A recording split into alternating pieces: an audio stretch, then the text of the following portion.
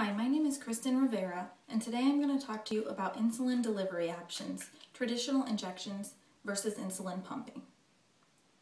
Imagine it's a beautiful spring day, you're playing in the park with your two young children.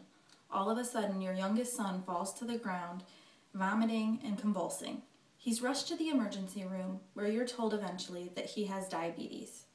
This situation could easily be applied to a family member, any friend, or even yourself.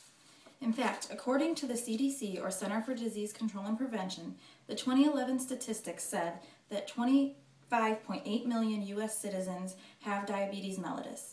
This is approximately 8.3% of our population who is affected by this disease.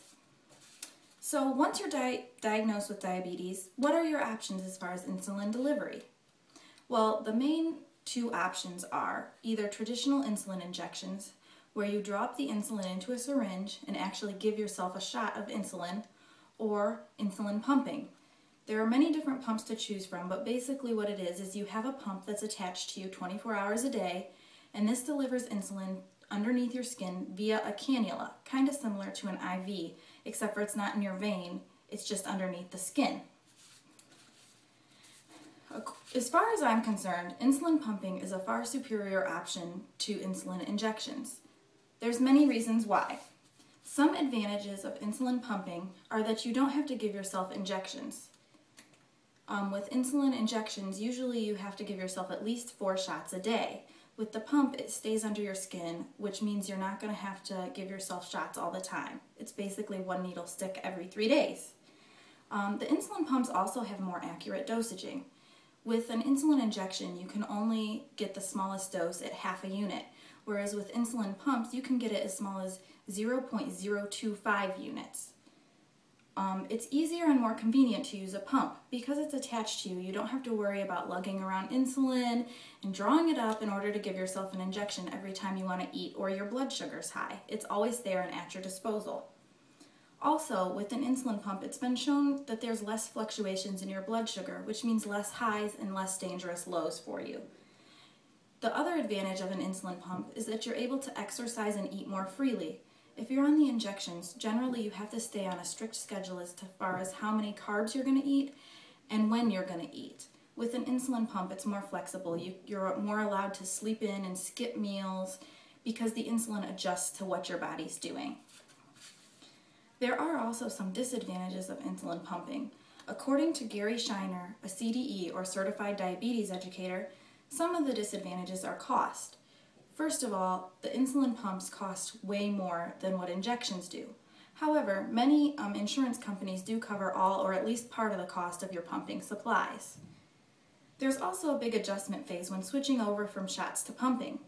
This can be difficult to learn. The pump also has to be on your body, attached to you 24 hours a day, so it can be kind of cumbersome to some people. There can be technical issues with the pump. Because it's a machine, there may be glitches every now and then. Another thing is, since it's attached to your body all the time, there can be some minor skin irritation or an increased chance of developing an infection. Let's do a side-by-side comparison of the pump versus injections. First of all, with the insulin, you usually need about 4 shots a day. With the pump, there's 1 needle stick every 3 days. With the insulin injections, the smallest units are half a unit. With the insulin pump, you can go down to 0.025 units depending on what pump you use. With insulin, you need to schedule your snacks and meals according to your normal schedule. There's no way you can skip or miss snacks or meals. With the pump, you can adjust your insulin around the meals that you're going to be having. With insulin, you need to rely on a long-acting insulin injection. With the pump, it's continuously under your skin, so you have continuous insulin delivery, making it more accurate.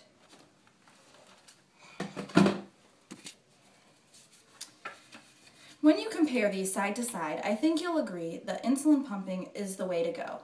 It's flexible, it's easy, it's convenient. There's also many styles of insulin pumps you can use, from pumps with tubing to tubeless pumps such as this one. There's something that's easy for everyone to use and more comfortable for everyone to use. It's very discreet, and if I were given the choice, this is what I would recommend.